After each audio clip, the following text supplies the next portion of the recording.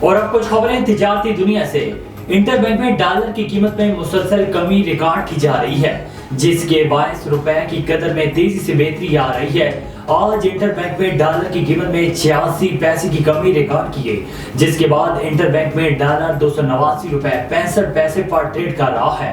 Dollar کی قیمت میں بلند ترین سطح سے 27 روپے 45 پیسے کی کمی ریکارڈ کی جا چکی ہے، جبکہ ایک ماہ سے زائد عرصے میں روپے کی قدر میں 9% کا اضافہ ہوا ہے۔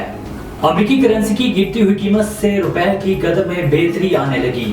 کاروباری ہفتے کے دوسرے روز انٹر بینک میں ڈالر کی قیمت میں 1 روپے 14 پیسے کی کمی ہوئی، جس کے بعد انٹر بینک میں ڈالر 280 روپے 51 پیسے پر بند ہوا ہے۔